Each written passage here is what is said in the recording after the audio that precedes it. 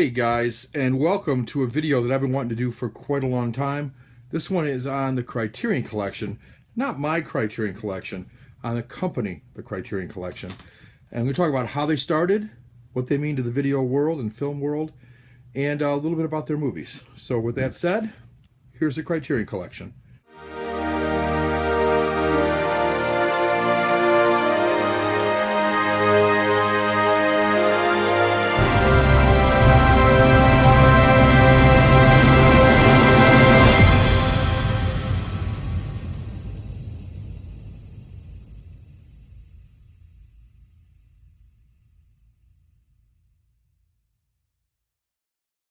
Okay guys, as I said, I've been wanting to do a video on the Criterion Collection, how it started, its origins, its history, and overall the importance to the film world of the Criterion Collection.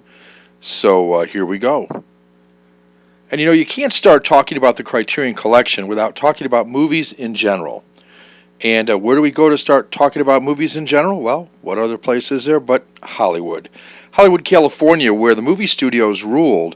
And back in the 1920s, 30s, and 40s, at least for most of the 40s, the Hollywood movie industry was a lot different than it is today.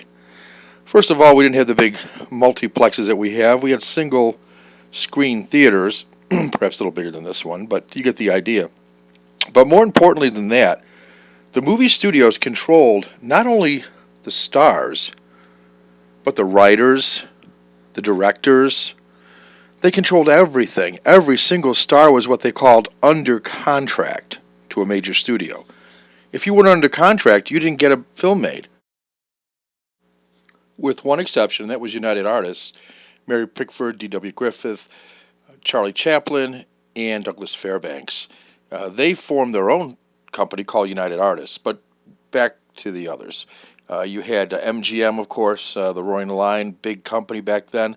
Warner Brothers was, of course, a big player in the day. You also had RKO Pictures, who were responsible for a number of great films, and the big one, Paramount Pictures, who was the granddaddy of them all.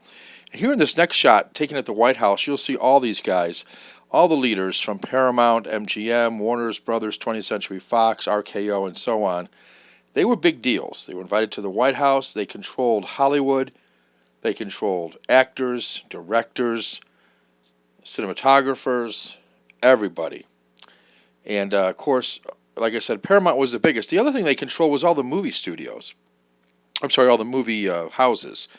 So every place there was a theater, it was owned by the studio or one of the studios, whether it be Warner Brothers or Paramount or whoever, RKO.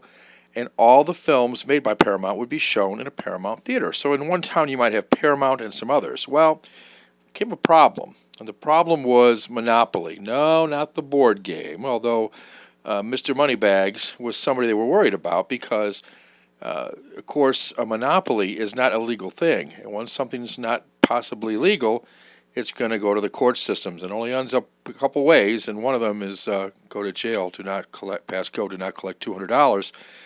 Anyway, the suit happened, the United States versus Paramount Pictures and others. Hollywood, 1948 is when it happened. And the courts, of course, ruled that it was a monopoly, that the theaters could not control everything, including where it was pictures where they were distributed.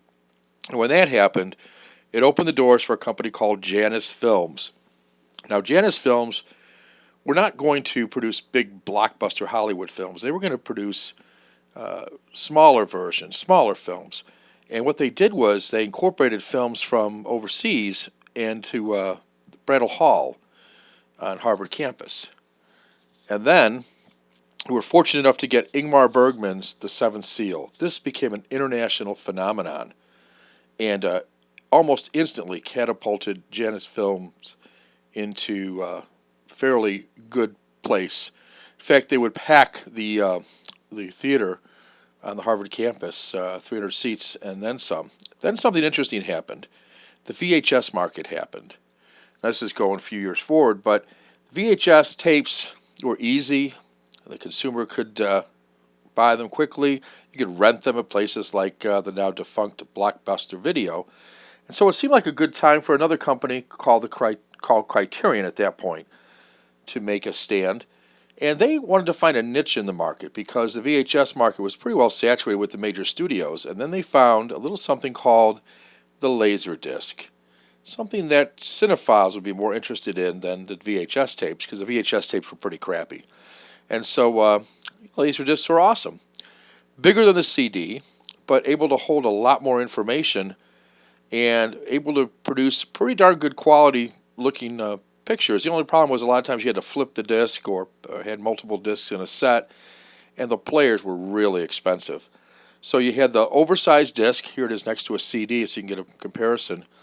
But Criterion found their niche, and so they produced movies like Citizen Kane, which was one of their first ones that they put out, and the classic King Kong with Fay Wray. Those were two that came out and really set the Criterion name. And Criterion started to get a much bigger name than they had ever before. And the Criterion Collection started to take on another form. Now, of course, Laserdiscs went the way of the dinosaur, but the restoration process at Criterion was in full swing. And now the DVD market was out. So they were able to take films that were muddy, grainy, dark, and really turn them into something much, much better, brighter, vivid colors, sharper images, and we're really able to restore these films that had been lost before. And here's a dramatic difference here. Here's the original that I just showed, and I will cut immediately to the remake. What a big difference. Huge difference. And some of the films that, of course, Criterion's been churning out over the years, you've got classics like Harold and Maude by Hal Ashby, and you've got one of my favorites, Bicycle Thieves.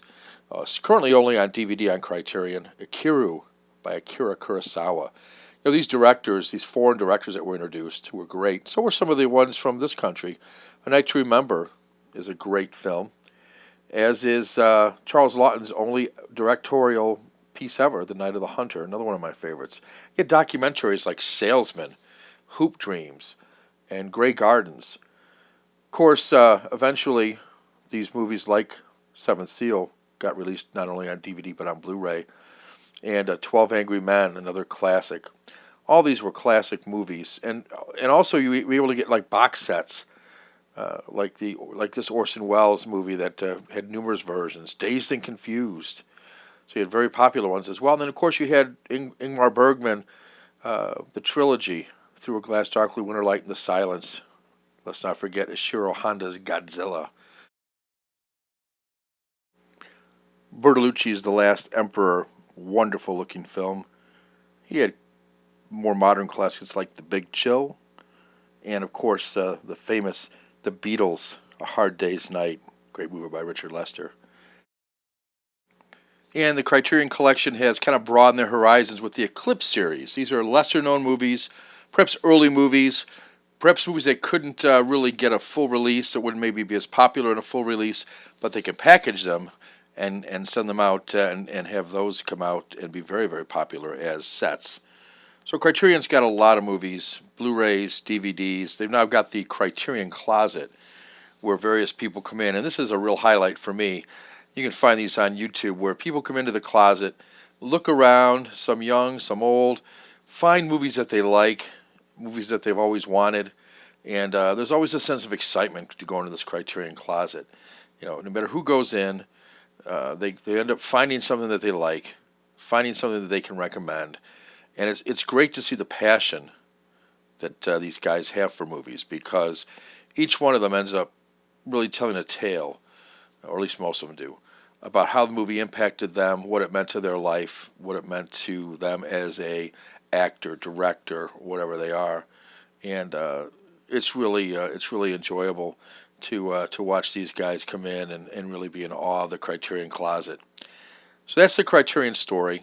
It's pictures, films that make a difference in our lives. Their website, you get to check out movies that are coming out. Get to see some of the packaging of what they'll look like. In this case, The Brood by David Cronenberg, and one I'm looking forward to that, and David Lynch's Mulholland Drive also. Great stuff. You can also go to their website and check out people's collections. This happens to be mine. And although it's meager in appearance. There it is on the right. And I have a relatively meager setup compared to some people. It doesn't mean that I don't have aspirations, and someday I may just have the big collection of Criterion. That whole wall is Criterion, and something to shoot for. So I'm a big fan of the Criterion Collection, a big fan of the movies that they're able to put out, the quality, the extras, the booklets. Please go back to the booklets, guys. That's it for now. Thanks.